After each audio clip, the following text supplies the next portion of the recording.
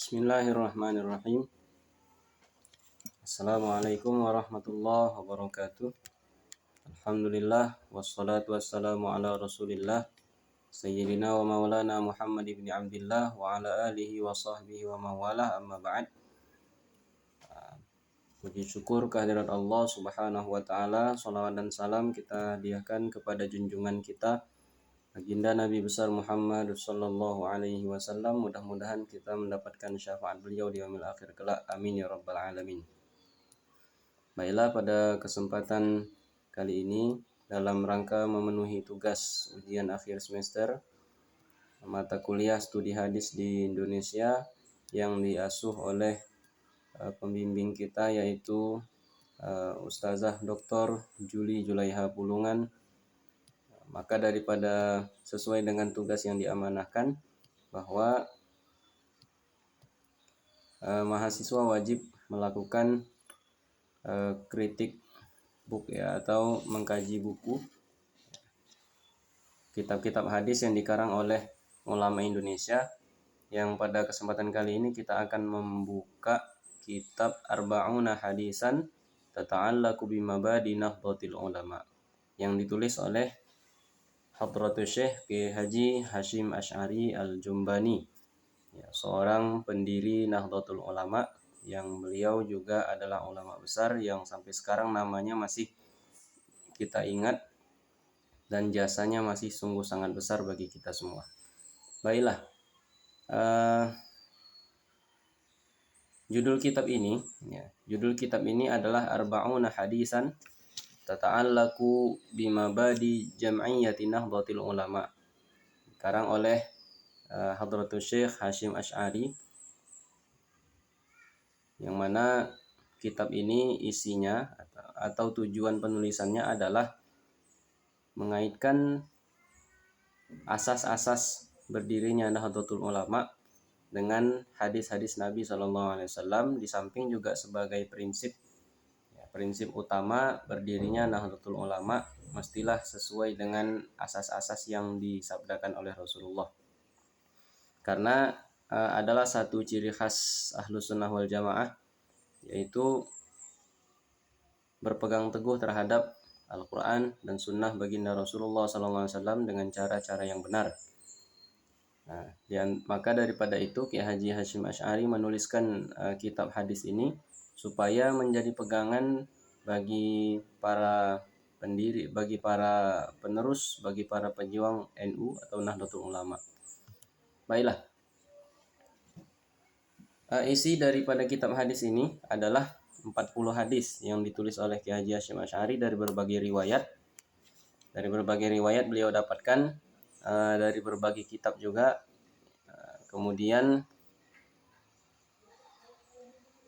ditulisnya kitab ini tanpa menyertakan muqaddimah. Jadi kalau kita lihat di dalam PDF dari kitab Arba'una Hadisan Tata'allaqu bimabadi Nahdlatul Ulama ini, isi kitab ini 40 hadis tanpa muqaddimah.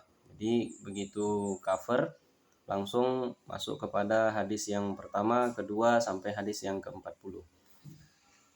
Baik, ada beberapa catatan penting yang Al-Fakir dapat pelajari dari kitab ini. Diantaranya adalah kitab Arba'in ini memuat hadis-hadis yang menjadi spirit perjuangan Nahdlatul Ulama. Jadi isi hadis-hadis ini semuanya berkenaan dengan bagaimana semestinya Nahdlatul Ulama itu berjuang, bagaimana mestinya Nahdlatul Ulama itu dilestarikan oleh para penerus-penerusnya sebagaimana yang diinginkan atau diasaskan oleh Kiai Haji Hasyim Asy'ari atau penulis daripada kitab 40 hadis ini.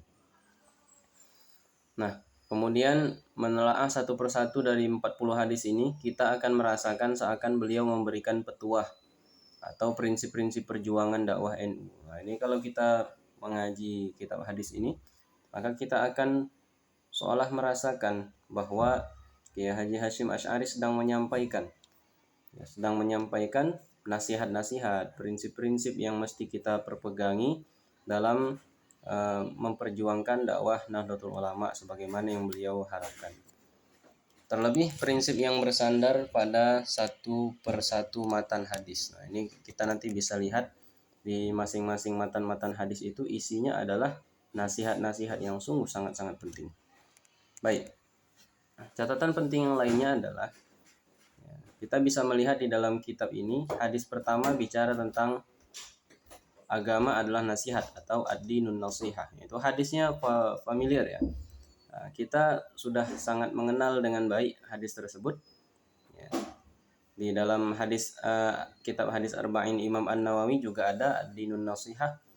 Kemudian di dalam kitab ini juga dimasukkan di hadis pertama. Maknanya apa? Melalui hadis ini, penulis di awal sudah memberi pernyataan penting bahwa jika kita ingin hidup menjadi lebih baik, maka dalami dan amalkan agama dengan benar. Kenapa? Karena agama itu nasihat. Jadi kalau kita ada masalah, kita ada problem, ya, agama itu yang menjadi nasihat. Bukan berarti kita mesti lari dari agama, tapi mesti kita berlari mengejar bagaimana semestinya kita beragama dengan baik sehingga hidup kita jadi tenang.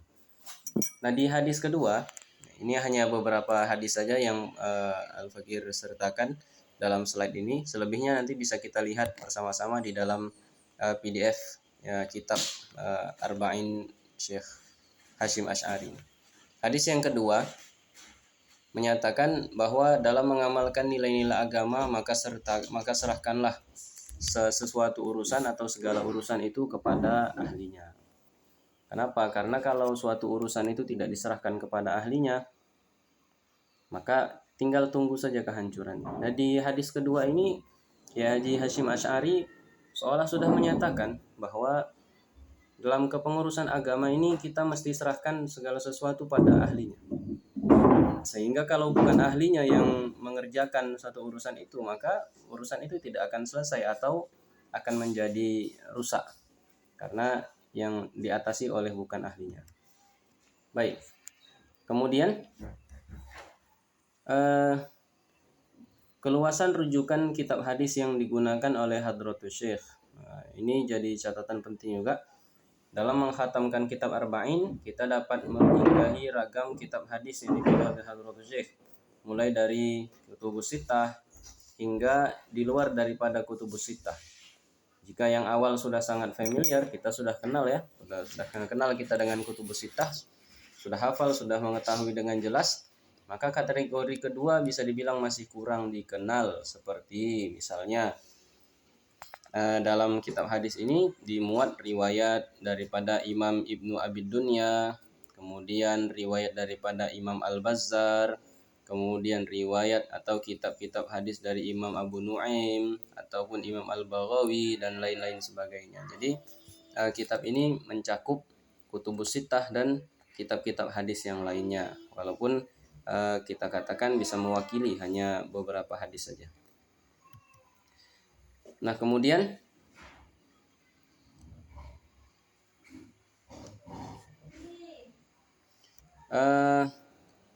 kalau kita lihat dari derajat atau kualitas hadisnya, analisis terhadap perawi hadis, dapat disimpulkan bahwa keseluruhan sanad adalah muttasil. Jadi 40 hadis ini kesemua sanad hadisnya adalah muttasil atau tersambung sampai kepada Rasulullah Shallallahu Alaihi Wasallam, kecuali hanya 2 hadis saja, yaitu hadis nomor 32 ya, hadis nomor 32 dan hadis nomor 33. Ya, hadis nomor 32 itu bunyi hadisnya sudah saya terangkan di dalam slide.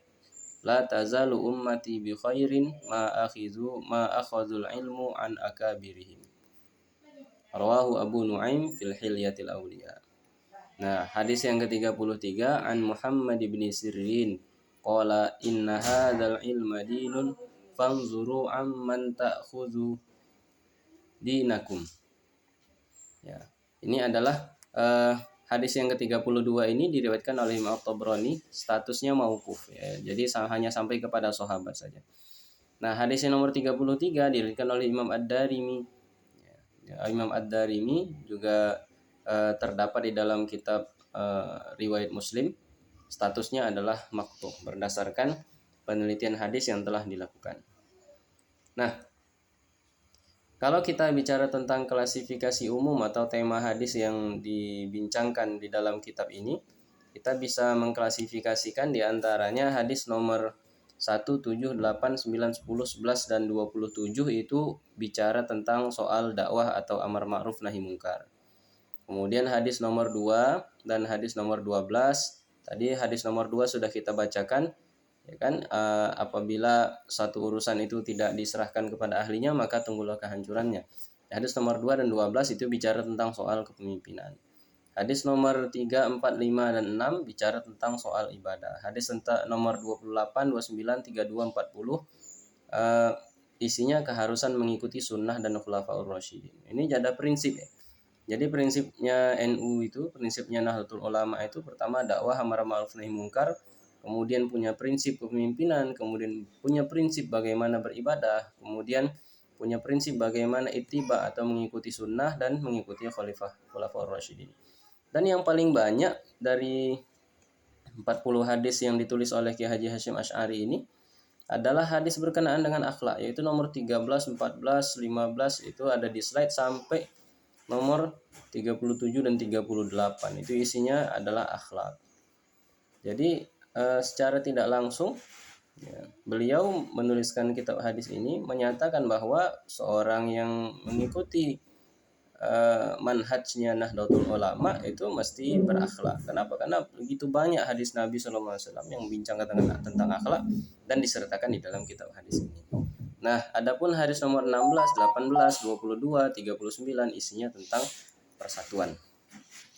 Nah, secara umum manfaat kitab ini apa? Pertama, kita wajib camkan sabda Nabi SAW ya, bahwa hadis-hadis itu adalah pegangan ya. Hadis itu adalah pegangan.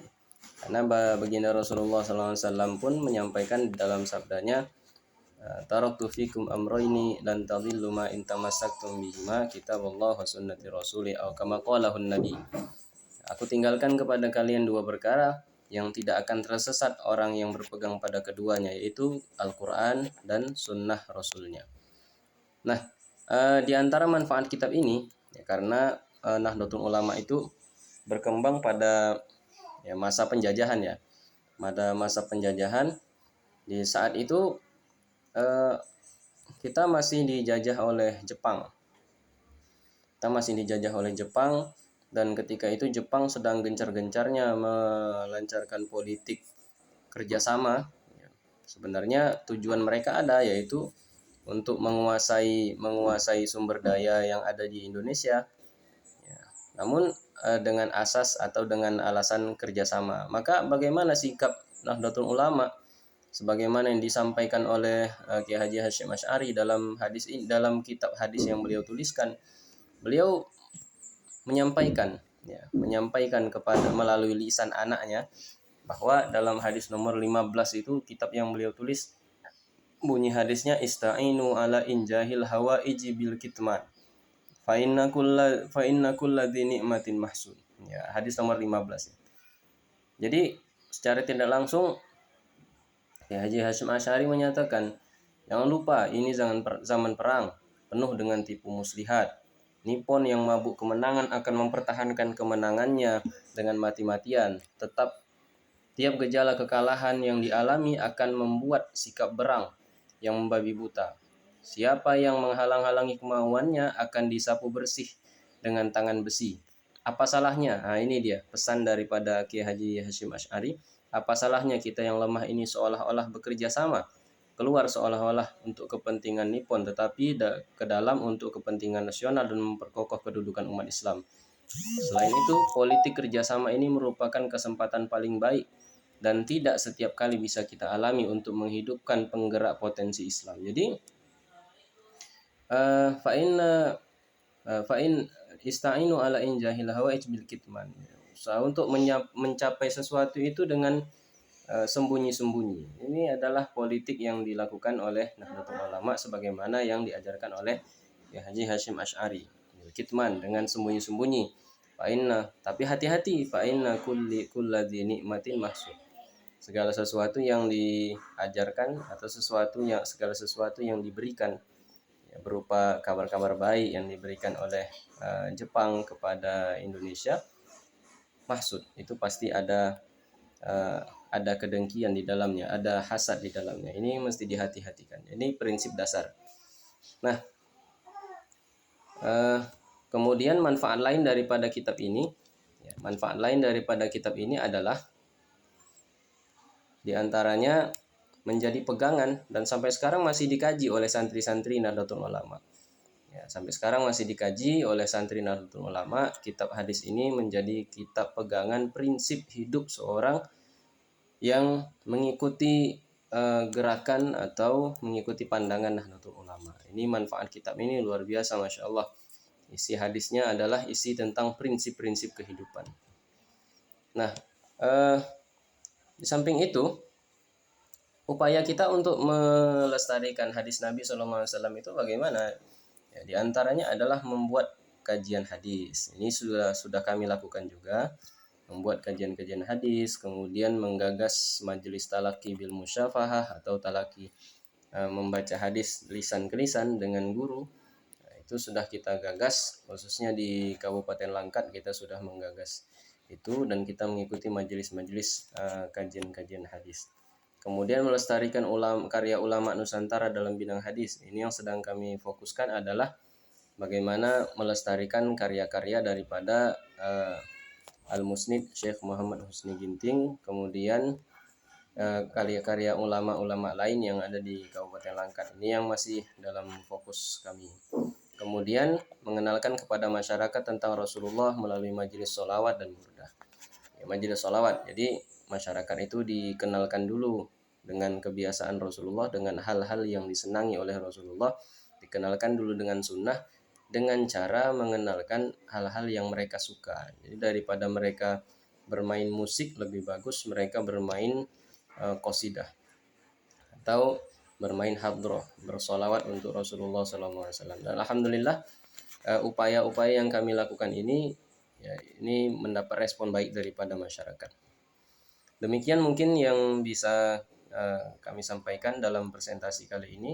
Mudah-mudahan ada manfaatnya, walaupun tidak dapat mewakili kajian kitab ini secara sempurna, namun setidaknya kita sudah mendapatkan gambaran sedikit berkenaan dengan kitab Arba'un Hadisan, ya, 40 hadis yang dikarang oleh Kiai Haji Hashim Asy'ari.